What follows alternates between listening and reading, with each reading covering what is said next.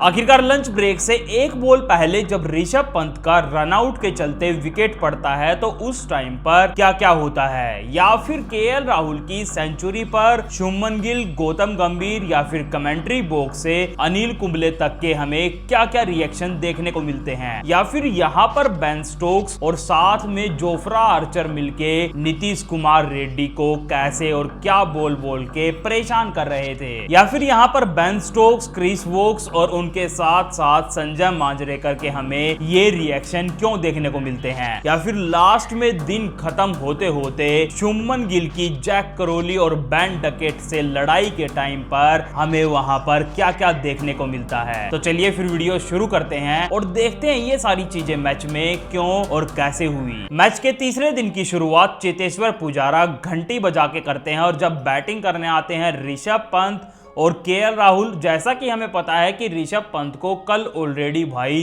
चोट लगी हुई थी, लेकिन वो बंदा लगातार पेन किलर्स लेके वहां पर बैटिंग कर रहा था और आज भी जब वो स्टार्टिंग में ही बैटिंग करने आता है तो अपनी ही ऋषभ पंती स्टाइल में भाई बाहर निकल के जोफ्रा आर्चर को पहले ही ओवर में 2 चौके वहां पर वो मार देता है। यहां पर इंग्लैंड के बॉलर्स इतने परेशान हो जाते हैं कि क्रिस वोक्स तो भाई डिसाइड कर ही नहीं पा रहे थे कि ऋषभ पंत के सामने मैं कीपर को ऊपर बुलाऊं या फिर कीपर को पीछे भेजूं, क्योंकि भाई ऋषभ पंत जब भी कीपर पीछे जा रहा था तो बाहर निकल के छक्के चौके मार रहे थे और जब कीपर ऊपर आ रहा था तो वो बंदा भाई डिफेंस करके भी दिखा रहा था। इस चीज से क्रिस वोक्स भी भाई परेशान होके हंसते हुए हमें यही रिएक्शंस देते हुए दिख रहे थे और ये सारी चीजें अंदर बैठे गौतम गंभीर भी देख रहे थे। लेकिन इसकी दूसरी साइड में केएल राहुल बिल्कुल काम कंपोज्ड, वो बंदा तो भाई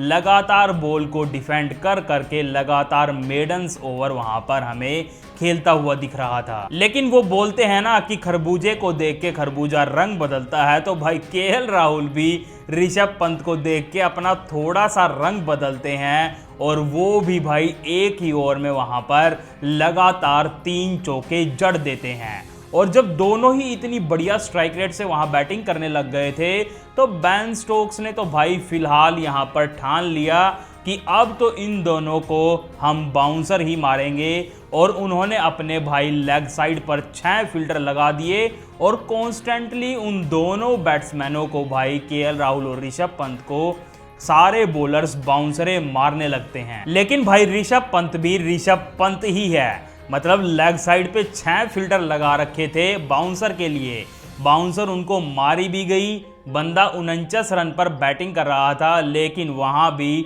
बाउंसर पे पुल शॉट का सीधा वो छक्का मारता है और तब जाके अपनी 50 पूरी करता है। और जैसे ही उनकी ये इंपॉर्टेंट नोक की 50 पूरी होती है तो लॉर्ड्स की बालकनी से भाई इंडिया के सारे प्लेयर्स, कोचिंग स्टाफ, यहाँ तक कि गौतम गंभीर भी उनके लिए हमें तालियां बजाते हुए दिखते हैं। साथ में दूसरे एंड से नॉन स्ट्राइकर से केएल राहुल भी उनके पास आके एक प्यारी सी हग उनके साथ करते हैं। लेकिन इस टाइम पर भी भाई ऋषभ पंत के ग्लव्स पर जहां उनको चोट लगी थी, बॉल लगातार बार बार उनके वहां पर ही टकरा रही थी, लेकिन बंदा वहीं पर खड़ा रहा, ग्लव्स पे और ज़्यादा प्रोटेक्शन ली और वो लगातार यहाँ पर बैटिंग करता रहा। यही चीज़ बाहर निकल के कैप्टन शुभमन गिल भी देखने आते हैं और वो भी वहाँ पर स्माइल कर रहे थे ऋषभ पंत का ये जज्बा देखकर, और साथ में मियां मैजिक तो भाई दूरबीन से देख रहे थे, पता नहीं किस चीज़ को वो ताड़ रहे थे अपनी दूरबीन में से। यहाँ तक भाई इंडिया के लिए सब कुछ बढ़िया चल रहा था, लेकिन एकदम से मैच में आता है ट्विस्ट,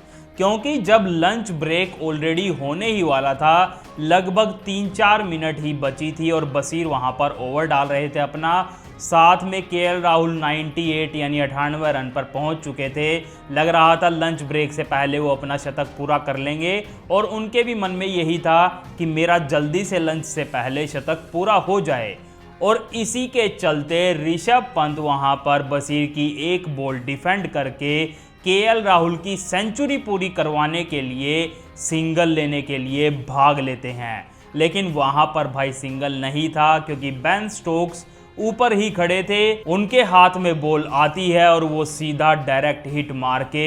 ऋषभ पंत को वहां पर रन आउट कर देते हैं। जो बंदा इतनी बढ़िया पारी खेल रहा था, एक और सेंचुरी वहां पर मार सकता था, इंग्लैंड को बिल्कुल गेम में पीछे कर सकते थे, लेकिन लंच ब्रेक से जस्ट 2-3 मिनट पहले सारा गेम यहां पर पलट जाता है। जैसे ही बेन स्टोक्स ऋषभ पंत को रन आउट करते हैं, आप उनका भाई रिएक्शन देख सकते हैं कैसा था, वो कैसे चिल्ला रहे थे। उनको भी पता था ऋषभ पंत का इम्पोर्टेंट कितना ज़्यादा ये विकेट था। और जब इसके बाद ऋषभ पंत आउट होके लंच ब्रेक हो जाता है, वो लॉन्ग रूम से अंदर जा रहे थे, तो वहाँ पर साफ साफ हमें उनके चेहरे पर हताशा दिख रही थी, क्योंकि वहाँ पर भाई उनकी सेंचुरी लगभग हो ही गई थी, 20-25 रन ही वहाँ पर बचे थे। और जब भाई यहाँ पर ऋषभ पंत रन आउट हो जाते हैं, तो यहाँ पर केएल राहुल की भी सेंचुरी पूरी नहीं हो पाती, जिसके की कारण ऋषभ पंत ने ये सिंगल लिया था। और लंच ब्रेक में केएल राहुल यहाँ पर 98 रन पर ही नॉट आउट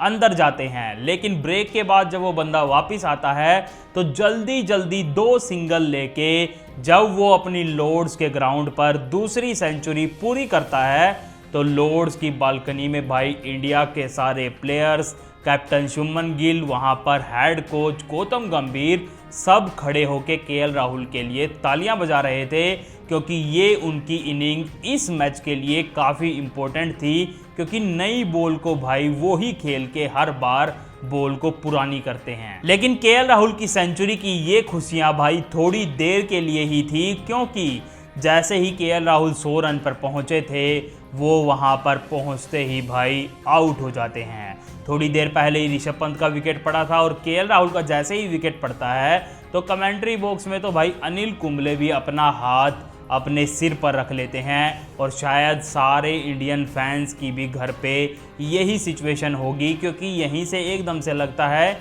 ये सारा मैच एकदम से इंग्लैंड की तरफ जाता हमें दिख रहा है। हम इंडियन फैंस तो भाई यहाँ पर दुखी थे, लेकिन एक बंदा ब्रेंडन मैकलम तो अंदर बैठा बैठा काफ़ी स्माइल कर रहा था, क्योंकि इस टाइम पर इंडिया ने 2 सेट बैट्समैन गंवा दिए थे, और 2 नए बैट्समैन रविंद्र जडेजा और नीतीश कुमार रेड्डी बैटिंग कर रहे थे, और उनके सामने जोफ्रा आर्चर बॉलिंग कर रहे थे। और जोफ्रा आर्चर भाई नीतीश कुमार रेड्डी को लगातार बाउंसरें मारते हैं, और वो बाउंसरें भी लगभग 150 किलोमीटर प्रति घंटे की, हर एक बॉल लगभग 150 किलोमीटर प्रति घंटे की बाउंसरें जब वो नीतीश कुमार रेड्डी को मारते हैं, तो भाई नीतीश बाल बाल उनकी बाउंसरों से बचते हुए हमें दिखाई देते हैं, और वो बंदा वहां पर भाई सिंगल भी नहीं ले पा रहा था। 20 बॉल डॉट बॉल खेल चुका था, और ये वाली सिचुएशन जब इंडियन बैट्समैन की हो गई थी, तो भाई ये दोनों यहाँ पर रन भी नहीं ले पा रहे थे, बार बार रन लेने की कोशिश कर रहे थे, तो वहां पर रन आउट का चांस बन रहा था। कभी रविंद्र जडेजा मना कर रहे थे रन लेने से, कभी नीतीश कुमार रेड्डी रन लेने से मना कर रहे थे। और ये इतनी पैनिक वाली सिचुएशन देख के बेन स्टोक्स भी पास से निकलते हुए बोलते हैं कि यहाँ पर हमें इंडियन बैट्समैन में पैनिक दिख रहा है, ये तंग हो चुके हैं, जल्दी ही इनका विकेट भी गिरेगा। लेकिन फिर भी भाई कैसे ना कैसे करके नीतीश वहीं पर क्रीज पर खड़े रहते हैं, और रविंद्र जडेजा के साथ मिलके वो काफ़ी लंबी देर तक पार्टनरशिप करते हैं, और लगभग 77 बॉल भी खेलते हैं, लेकिन फिर भाई उनका विकेट पड़ ही जाता है। लेकिन दूसरी तरफ से रविंद्र जडेजा अभी भी खड़े थे, और उन्होंने अपनी 50 भी पूरी कर ली थी। साथ में जो उनकी वाइफ थी वो भी आज मैच देखने आई थी, वो भी उनकी 50 को सेलिब्रेट कर रही थी, और साथ में ही सारे इंडिया के प्लेयर्स और स्टाफ के प्लेयर्स भी वहां पर हमें तालियां बजाते हुए दिख रहे थे रविंद्र जडेजा की 50 पर। यहाँ पर भाई नीतीश कुमार रेड्डी का विकेट तो पड़ा, लेकिन अब वॉशिंगटन सुंदर आकर अच्छी बैटिंग करने लगते हैं, और रविंद्र जडेजा के साथ पार्टनरशिप करने लगते हैं। इंग्लैंड के भाई फील्डर्स वहां पर इतने दुखी हो चुके थे कि भाई रविंद्र जडेजा के बैट से इनसाइड एज लग के चौका जा रहा था, कभी आउटसाइड एज लग के चौका जा रहा था। और ये सिचुएशन देख के तो आप देख सकते हैं सबके कैसे कैसे रिएक्शन आ रहे थे। ब्रेंडन मैकलम भी लगातार मैसेज भिजवा रहे थे टीम सऊदी के जरिए कि भाई कुछ ना कुछ करो, ये इंडियंस तो हमें ही लीड देके मानेंगे, क्योंकि जल्दी जल्दी इंडिया वहां पर स्कोर बना रहा था और जो फासला था दोनों के बीच में वो भी लगातार कम होता हुआ जा रहा था। पर फिर भाई अनफॉर्चुनेटली यहां पर एकदम से रविंद्र जडेजा का विकेट गिर ही जाता है। लेकिन फिर आते हैं आकाशदीप बैटिंग करने,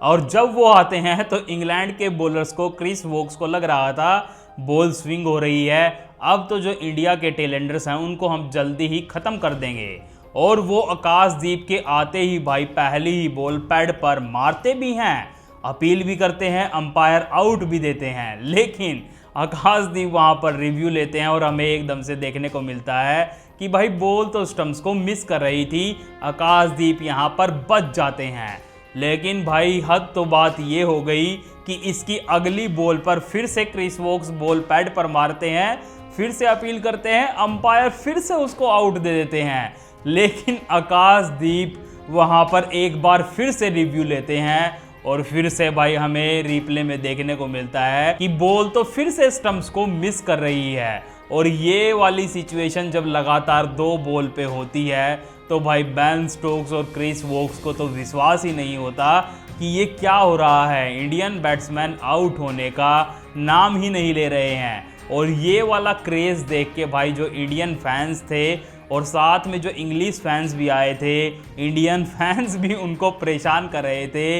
इस चीज़ के चलते कि भाई आकाशदीप भी इनसे यहाँ पर आउट नहीं हो रहे हैं। और इसकी दूसरी तरफ साथ में जो मोहम्मद सिराज भी अभी बैटिंग करने आने वाले थे, कैप्टन और वाइस कैप्टन दोनों मिलके मोहम्मद सिराज को भी समझा रहे थे तुम्हें जाके ऐसे ऐसे बैटिंग करनी है। लेकिन इंडिया की किस्मत थोड़ी सी भाई ख़राब ही थी, वहाँ पर हमें 1 रन की भी लीड नहीं मिलती है। और कोइंसिडेंस देखो, वहाँ पर भाई स्कोर बराबर ही होते हैं, तभी वहाँ पर इंडिया की टीम ऑल आउट हो जाती है। लग रहा था इंडियन टीम वहाँ पर फील्डिंग करने नहीं आएगी और वहाँ पर इंग्लैंड के बैट्समैन की बैटिंग नहीं आएगी। लेकिन वहाँ पर थोड़ा सा टाइम बच जाता है और 1 ओवर करने को मिल जाता है जसप्रीत बुमराह को, इंग्लैंड के ओपनर्स को। और जैसे ही भाई वो ओवर स्टार्ट होता है तो एकदम से भाई ग्राउंड पर पूरा हमें हंगामा देखने को मिलता है। क्योंकि भाई जैसे ही जसप्रीत बुमराह ने ओवर की वहां पर 4 बॉल डाल दी थी तो 5वीं बॉल